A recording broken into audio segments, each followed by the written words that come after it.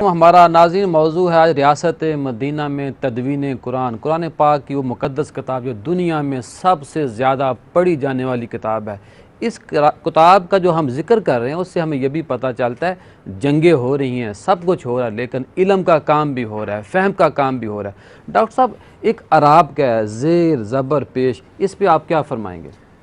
اس کی ابتدا تو باب مدینہ العلم حضرت علی المرتضیٰ کرم اللہ تعالی وجہ الکریم مولا علی ان سے ہوئی ہے، اور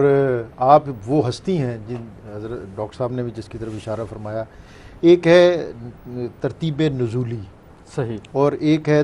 ترتیب توقیفی جیسے انہوں نے فرمایا، اور اس کو بعض لوگوں نے ترتیب رسولی بھی لکھا ہے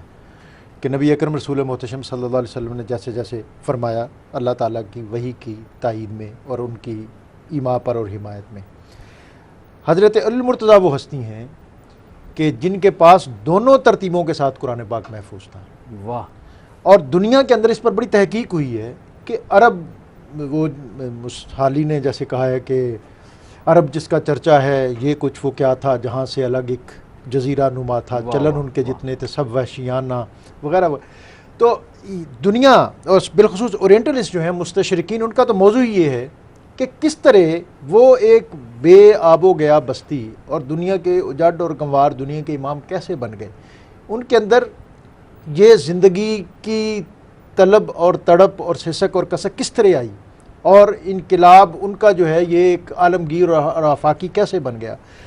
تو قرآن پاک کی آیات جس طرح نازل ہوئیں اس ترتیب کو حضرت علی المرتضیٰ اس ترتیب کے ساتھ بھی آپ کے پاس محفوظ تھا، اور جو ترتیب توقیفی ہے اس کے ساتھ بھی محفوظ تھا۔ اور پھر قرآن پاک کی جہاں جو بھی ضروریات تھیں، اور آپ ہی تو وہ ہستی ہیں کہ جنہوں نے ممبر کوفہ پہ کھڑے ہو کر کہا کہ مجھ سے پوچھ لو جی، کہ کہ میں تمہیں بتاؤں گا، اور میں جانتا ہوں ہر آیت کے شان نزول کا اور ہر آیت کے بارے میں کہ یہ کب نازل ہوئی، یہ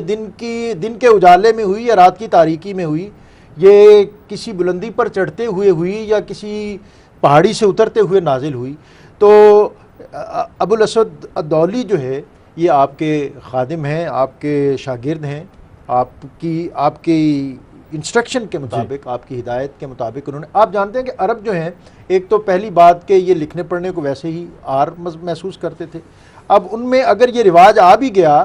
تو یہ نقطے اور اعراب کا تو ان کے ہاں تصور ہی نہیں تھا۔ بہرحال یہ بتدریج وقت گزرنے کے ساتھ ساتھ یہ ساری چیزیں ہوئیں، اور اس میں ان اولو العزم شخصیات کا بہت کلیدی کردار ہے۔